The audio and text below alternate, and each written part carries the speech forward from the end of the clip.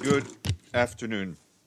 The Secretary General is now on his way to Jordan. He took off from Libya about 20 to 25 minutes ago. He started his day this morning in Tripoli and then went on to Tobruk to meet with the president of the Libyan House of Representatives, Agila Saleh, and then on to Benghazi, where he met with General Haftar. Just before his departure, the Secretary General said that he was leaving Libya with a deep concern and a heavy heart. Quote, "I still hope it will be possible to avoid a bloody confrontation in and around Tripoli," he added. And he said the UN will remain committed, as he would as Secretary General, to supporting the Libyan people. Yesterday afternoon, the Secretary General visited a detention center in Tripoli. After meeting with families, he said he was deeply shocked and moved by the suffering and despair he saw in the center, where migrants and refugees are in detentions for unlimited amount of time and without any hope of regaining their lives. The Secretary General is now on his way to Amman, where he will speak at the World Economic Forum tomorrow morning, and then visit a camp run by the UN Relief and Works Agency for Palestine, otherwise known as UNRWA. In fact, there he will be meeting with students and visiting a school, and we will send you updates from there as we get them, and we expect the Secretary General back in New York on Sunday night. And also on Libya this afternoon, the Security Council will hold close consultations on that country and will be briefed by Hassan Salameh, who is the Secretary General's special representative there. Turning to Syria, our humanitarian colleagues tell us they're alarmed by continued reports of civilian casualties due to hostilities in and around the demilitarized zone in the northwest of Syria. At least 19 civilians have been reportedly killed, dozens injured in hostilities within the DMZ in Idlib and Hama governorates in the last 2 days. Some 13 people were killed and 14 injured, among them women and children, in airstrikes in southern and eastern rural governorate, Idlib governorate, where 6 are reported to have died and at least 11 are reported to have been injured in artillery shelling in northwest Hama governorate. The recent surge in violence in southern Idlib and western Aleppo has displaced at least 90,000 people in the past 2 months. And I have some updates from Cyclone Idai in southern Africa. In Zimbabwe, humanitarian partners and the government today launched a revised flash appeal for Zimbabwe, seeking $60 million to respond to the needs of 270,000 people affected by floods following the cyclone. This is in addition to the $234 million previously requested to support 2.2 million people impacted by the drought. In Malawi, UN agencies and our partners have provided assistance to approximately 200,000 people, prioritizing 87,000 displaced people in the hardest hit areas with floods. Surge support has also arrived in the country to support critical sectors, including shelter and displacement tracking. And the government of Malawi has established emergency operations centers in Lilongwe and Blantyre. Malawi's humanitarian response faces a gap of $26 million to reach the $45.2 million required for the response plan. In Mozambique, almost 530,000 people have been reached with dry food, and efforts are underway to accelerate the distribution of education supplies and the cleaning of schools previously used as accommodation centers. The Mozambican humanitarian response plan for Cyclone Idai requires $282 million and is currently only 21% funded, according to OCHA. Turning to the Democratic Republic of the Congo, the World Health Organization says a marked increase in the number of Ebola cases in that country took place this week. They highlighted the difficult environment and the multitude of challenges confronting the response to the outbreak. As of the 3rd of April, there have been 1,041 confirmed cases reported, including 629 deaths. Some 338 patients who received care at Ebola treatment centers have now been discharged. The World Health Organization, working on under the government's leadership and in collaboration with other agencies, says teams are working to build community trust and scale up the response in these areas. The agency reports that a recent shift in the response strategy to promoting greater engagement and ownership by affected communities is beginning to produce results. And on Niger, our humanitarian colleagues say that the Difa region of the southeast of the country, which borders Nigeria and Chad, has seen a spike in violence and displacement in the past month. There have been at least 21 attacks against civilians and military forces, resulting in 88 civilian deaths following increased activity by non-state armed groups, in particular Boko Haram in the Lake Chad region. The 88 civilians who were killed last month compare to a total of 107 deaths total throughout 2018. A new pattern targeting displaced people is emerging. The 21 attacks that occurred in March triggered the movement of nearly 18,500 people towards the urban center of Difa and other big settlements in the region, which already hosts over 100,000 internally displaced people and 120,000 refugees. The humanitarian situation rapid assessment indicate that people critically need water and sanitation, shelter, food, and household items.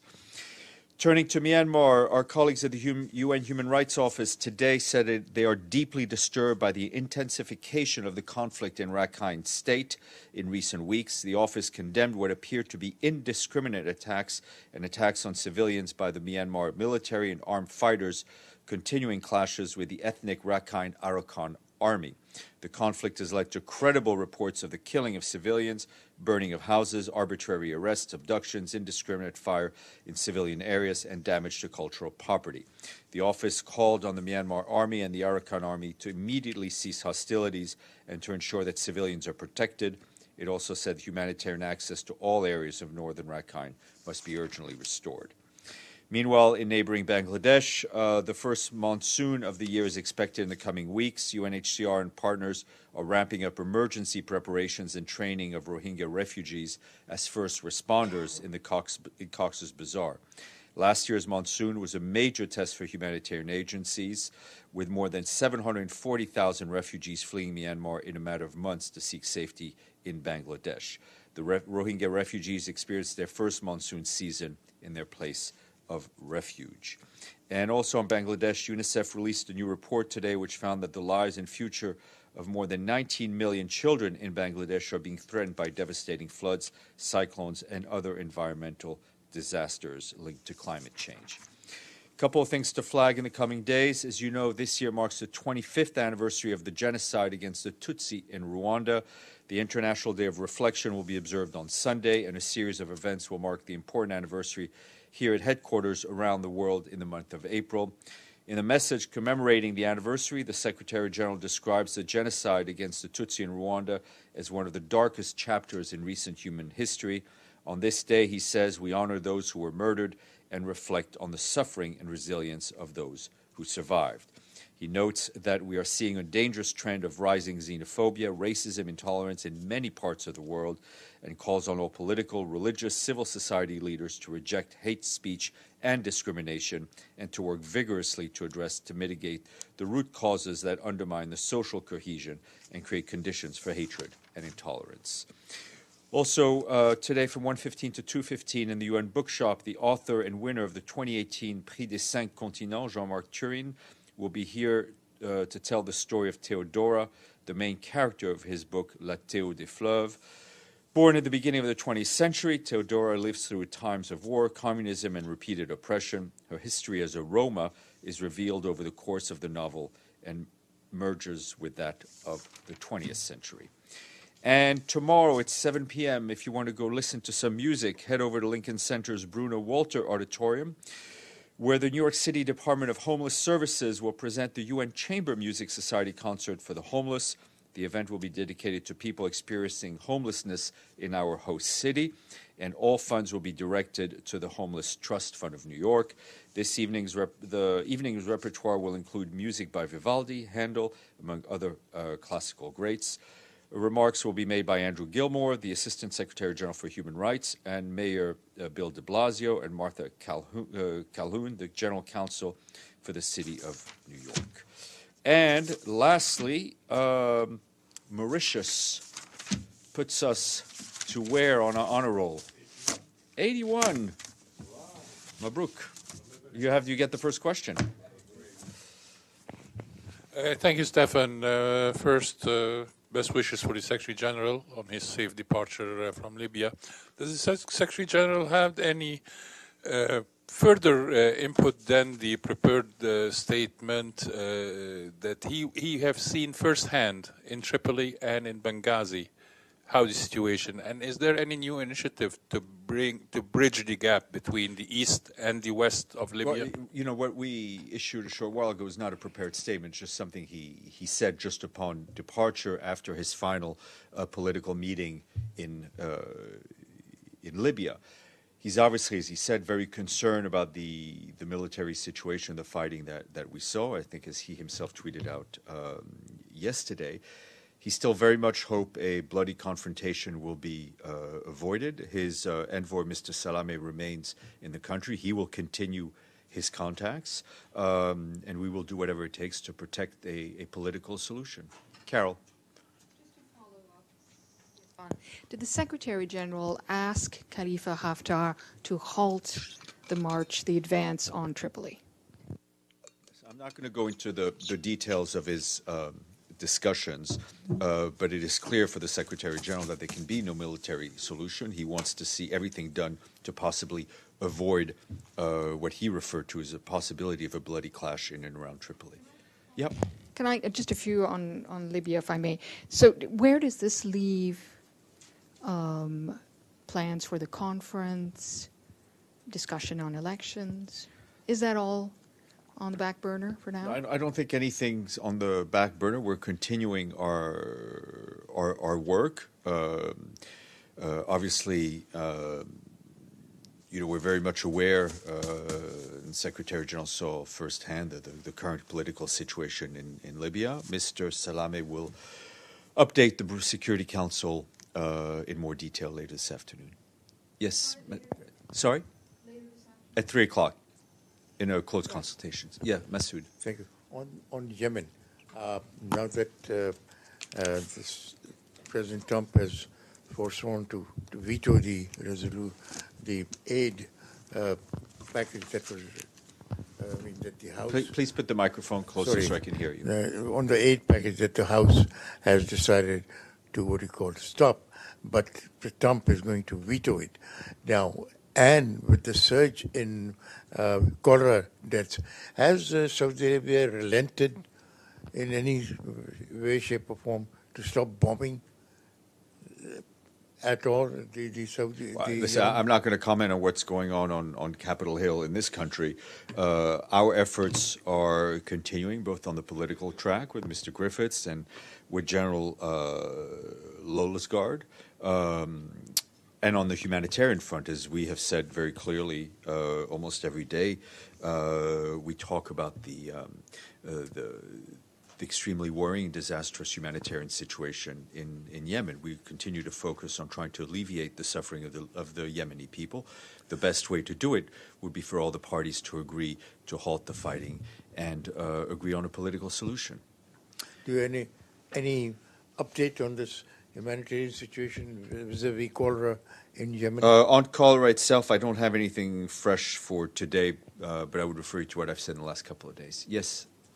Stéphane, back on Libya, did Secretary General felt any time threatened during his stay in Libya? Who took care of him? Only UN or somebody else as well? As always, you know, the Secretary General has, there are obviously UN security officers with him, but the hosts of wherever he is are responsible for his personal safety, and I think the Secretary General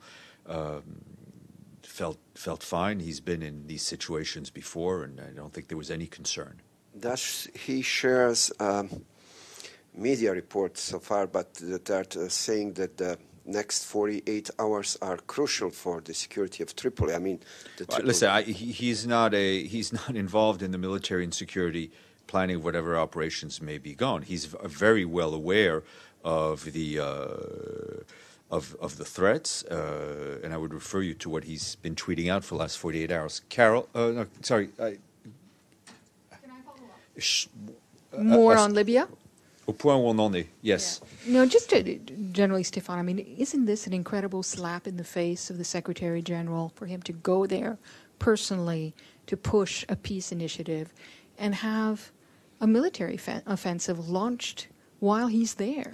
Look, I will leave the color analysis to you. I think, given the very difficult situation in Libya, I think it was very important. I mean, it was timely for the Secretary General to be there and to deliver personally the message for the need of a political solution and the avoidance of a military solution to all the leaders in Libya. Yes, ma'am. And Charles Baltic Review. Yesterday's New York Times reported that the Norwegian head of NATO, Secretary General Stoltenberg, stated that the annexation of Crimea, the use of a nerve gas in Britain, and Moscow's interference in democratically elected elections was threatening its allies. What is the UN Secretary General's position on any of these issues, particularly on the annexation of occupied Crimea? On Crimea, I think the Secretary General has made his point clear, is that for him, his position is guided by the relevant General Assembly resolutions, which underscore the territorial integrity of Ukraine. Madame Sibisi, give that woman a microphone. Thank you, Steph. I wanted to ask you about the U.S. decision to revoke the travel visa for the ICC prosecutor, Fatou Bensouda. Obviously, the ICC isn't a part of the UN, but it was created by the Rome Statute, so I'd like to get your reaction to that. And I'm also wondering if you could sort of explain what happens now, what kind of visa.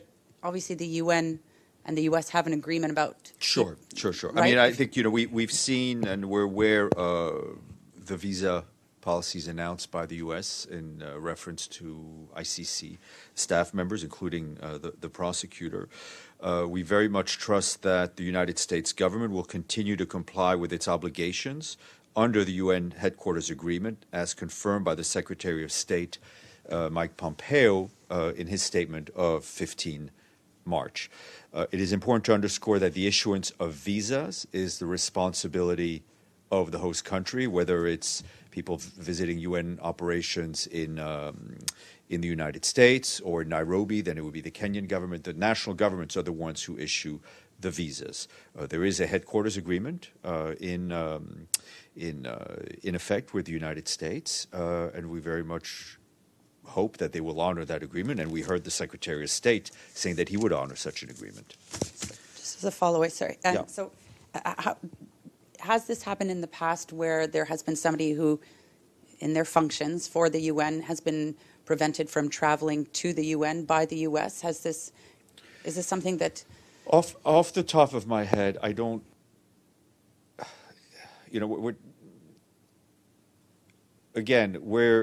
our assumption is that the prosecutor, who, if she needs to come to the United Nations, will be afforded a visa in light of the headquarters agreement for work being done at the United Nations. Off the top of my head, so I will have to check on any historical events of relevance to your question. Nabil. One more. Yeah, but not from you. 1 second. Back to Libya. So can you tell us what's the main achievement after the Secretary General's visit to the country? What did he leave with? What impression he left the country with?